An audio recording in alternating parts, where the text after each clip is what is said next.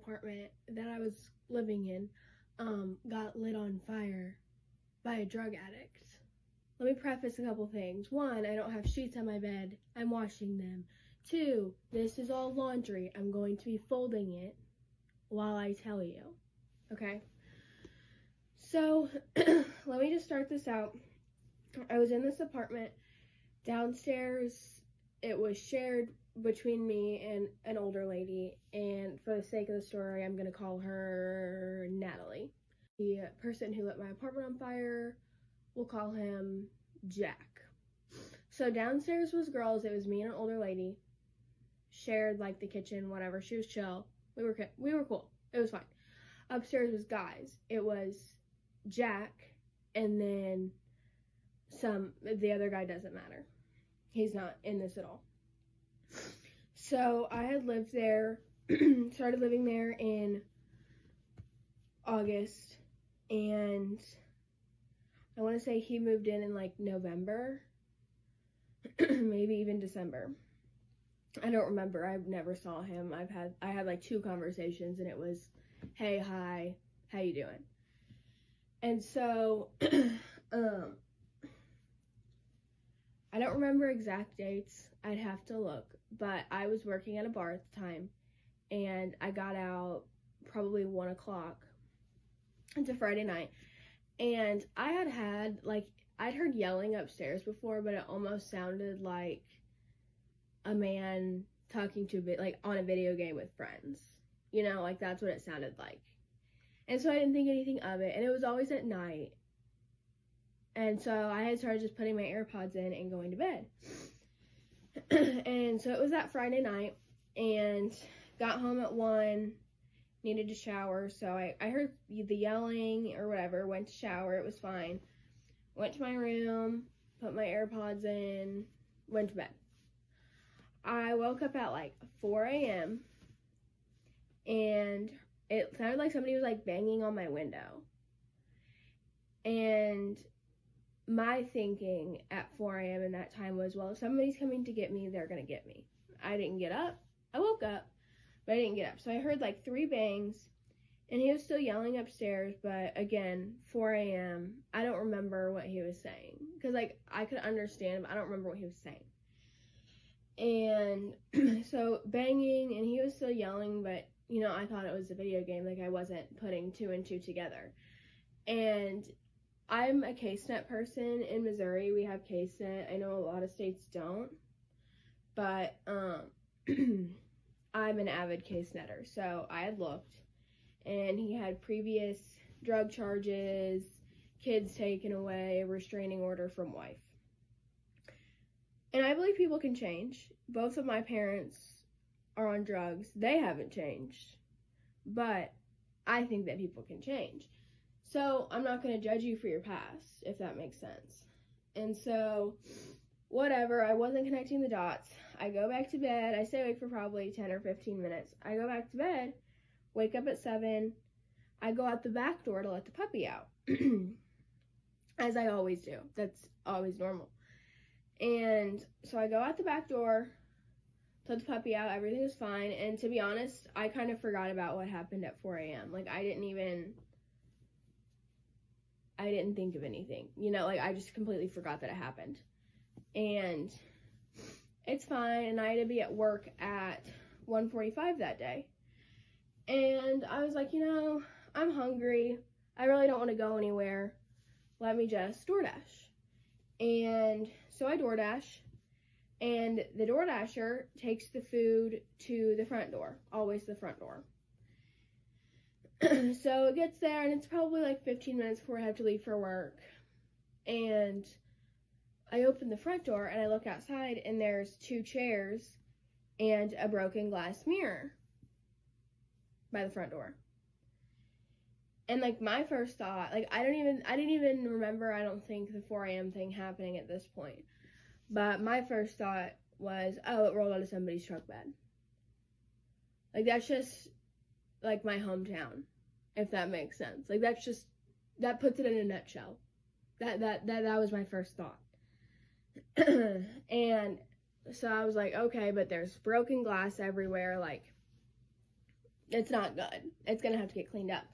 So I called my, not my actual, I guess like my property manager, you could say, called her, and I pretty much told her, I said, hey, I have to go to work. I can't clean it up. I'll be more than willing to help whenever I get off if you need help or if you just want me to do it then. But I don't know what it is. And her first question was, well, is it from upstairs? And I was like, I've never been upstairs. I don't know. And at this point, it starts clicking in my head. Yeah, we're on drugs again. And so she's like, well, can you send me pictures? I said, yeah, let me finish getting ready for work. And I'll take some pictures whenever I leave. Okay. Well, at this point, it was, 10:15 before I had to leave for work. 5 minutes later, the guy upstairs starts screaming. And I don't really know it's allowed on TikTok or not, so I'm going to, leave out most of the cuss words, I think.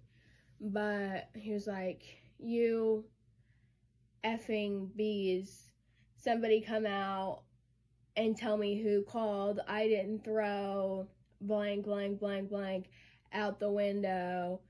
You guys are just saying that because I'm an ex-drug addict and it wasn't me. And who's going to come out and own up to calling on me or whatever. And, that wasn't my intention. I didn't even think of that at first. Literally, truck bed. And so I hear this, and I'm like, okay, this is, irrational screaming. If you have ever been around somebody on, I'm assuming, meth,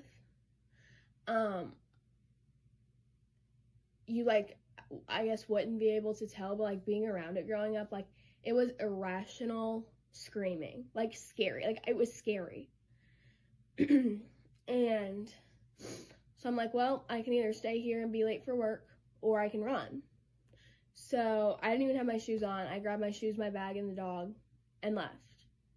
Locked my door, locked everything, and I ran. I couldn't tell you the last time I ran. I actually ran. And so I leave, and I try and take pictures, but I didn't want him to see me because I didn't know what it was going to look like moving forward. And so I text my property manager, and I'm like, hey, here these are, whatever. And she calls me, and she's like, was he, because I had texted her in my text, hey, he's screaming his head off, I don't know what's going on. And she had called me whenever I was at work and was like, hey, was he, screaming whenever you left, and, what was said and all this. And I told her, and I was like, hey, I know you're a big girl and, have a husband and kids. I was like, but you need to be really careful going into that house, because she had told me she was going to go over there. I said, well, you need to be really careful. You never know what he has. He's a felon and he's not supposed to have a gun. That doesn't mean he won't have a gun. So we were at the part where my property manager was going to go over to the apartment and figure out what was going on. And I was just like, okay, be careful. She's like, I'm taking my husband. I was like, okay, cool. So she goes over there, and I could, see the drive. It was this close to work. You could see the driveway from the apartment from my job at the bar. And I just happened to, walk out the front door, just to, look around because I'm nosy and we weren't busy. And I swear I saw a cop pulling into the apartment. And I'm like, oh boy. So, and I still hadn't heard anything from her. It'd been an hour at this point where I haven't heard anything. And in my head, I don't want to go back home to a murder scene, because that's just how my head works. And so I texted her and I was like, hey, is everything okay? Just checking what's going on, whatever. And she called me about a half an hour after I sent her a text and was like, hey, just wanted to call you and let you know we did have the police come and survey everything. We are going to get him out on Monday, but we can't do it until Monday because it's not, emergency enough for the judge to do it on a weekend, I guess. So they were going to emergency ex parte it on Monday. So this is Saturday, so, okay? And I'm like, okay. She's like, I need you to write up a police report and send it to me. And normally with a police report, they have a policeman or woman come to you and you tell them what happened and they write it. No, I was like ChatGPTing how to write a freaking police report. I did it, and it was pretty good. But, yeah. So, write a police report, and then she was like, and if you hear anything tonight, anything at all, you need to call 911 and then call me. If you hear any screaming, you hear any banging, you hear anything, you need to call me, and then you need to call 911, or call 911, call me. I'll have my phone on. And I said, well, I'm going to be so honest with you. I don't feel comfortable going back there. And to this day, I had never had any problems with them. Like, they were chill, they were good landlords, my place was nice, but just, all of these things you find in a background check. So what does that mean? We are probably slumlords, okay? Anyway, mid-conversation, kind of rant. They're done with that. So, like, I don't think I feel comfortable going back there because they couldn't get him out of his room. Like, he wouldn't come out of his room for the police, so it's like, I don't feel comfortable doing that. I said, I know for sure he has access to knives because there was a knife set in the downstairs unit, so I'm sure there's one upstairs. I don't feel comfortable. Heaven forbid he knows I'm the one that called you. I'm fucked. What am I supposed to do against a man on drugs? I'm 5'7" and 110 pounds. He's gonna get me, you know? Walking back into the house was like inevitable, come and get me. So I'm still at work. And I'm like, okay, what am I gonna do? Well, the only rational thought, go stay at my ex-boyfriend's house. Obviously. I'm like, and I have nothing. No dog food, no clean clothes, no charger, nothing. I have nothing. And so, go stay at his house. I got dog food and all that stuff from the store. And I stay there and I'm like, okay, like, I'll just stay away till Monday because they're going to get him out on Monday and get like a restraining order against the building on Monday and it'll be fine. It's just property damage. Like, it could have been worse, you know? So, I'm in a town about 30 minutes away from my apartment. And it's Sunday now, around 5. And my best friend calls me, and she goes, hey, Tegan, your apartment's on fire. And I said, no, it's not, Maddie. No, it's not. And she said, no, Teague, I'm pretty sure it is. I said, okay, well, that's perfect. And, you know, small town talk. She was at work, and she heard about it. One of her lovely regulars went and drove by for me. And came back and was like, yeah, there's a hose with firemen in the building. I said, perfect. So, small town, everybody knows everybody. I tell who I need to tell. They know the police on scene. They know the fire marshals. They know the fire marshal that had to come down from Farmington. Like, it was, in a way, it was nice that I know people, because, like, I knew what was going on, if that makes sense. And so, it's on fire, and we don't really know to the extent of what is on fire. Like, I didn't know if I would be, like, coming back to my things, you know, like, am I coming back to clothes, or a bed, or anything? Like, I didn't know. Because this was before the point that we had gotten in contact with everybody on scene. Because, like, you know, they have to do the things on scene first. And so, again, I really got secondhand details because I wasn't there. Lights on fire.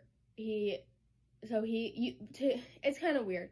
So, like, inside, to get upstairs, you go through, like, the living room of the downstairs, but, like, it's not really a living room, it's literally just a couch, and nobody's ever there. Well, he had lit that couch on fire with a bottle of bleach. So, like, everybody thinks that he was, like, trying to make something, but I don't know. So, lit Man, he wasn't trying to make shit. He was cracked out. He was just tweaking out. You know what I'm talking about? That's all that was. The couch cushion on He was fire. trying to make a And fire. That's what he was trying to what make. did I call the other lady? Natalie. Natalie's the one who called 911 because the fire alarms were going off. But one thing about that apartment is the fire alarms go off if you like microwave something. Like the fire alarms are ridiculous. So she didn't even think it was an actual fire at first. She was sleeping and woke up, like taking a nap and woke up. And she thought it was just somebody was cooking something. No. Couch cushion was on fire. So she called 911. The couch cushion is right, like, here's the couch, and then, like, here's the door. So, like, she had, like, passed the fire to get out the door, but she put the fire out with a pillow that was on the couch. So she called 911. They came, and they saw it was out, and they asked Natalie who else was there, and she's like, oh, Jack is upstairs. And so the police go upstairs, and he wouldn't come out of his room. And then they like walked away for a little bit and came back. And this is all from police report, in my own words, obviously. Came back, his door was like a little bit open, so they went in and talked to him. Put him in cuffs, then noticed that there was smoke coming from his closet. So fireman took the hose upstairs, put that out. He lit on fire a sheet, a wall, 2 bags. I think that's all he lit on fire, but he wouldn't admit to it. And he said that he wasn't sure how it happened. And then they found gun ammunition, live rounds in his closet for like a 9mm, and then I can't remember what the other one was for, but I know there was live ammunitions for a 9mm in there. But yeah, anyway, that's the story. I thankfully was not there, and you know, it could have been worse. I came back to all my things, and I moved out. That was Sunday. I moved out Monday. So hopefully he sends his stupid ass to jail, man. Get his ass some help. You know what I'm saying? I ain't really got too much to say about this video. Only thing I do got to say is smash that like button. I greatly appreciate y'all for tuning in and rocking with me, man. And shit, I'm glad she alright. You feel me? It's your boy Ray, Big Play. Don't you ever forget it now. Peace.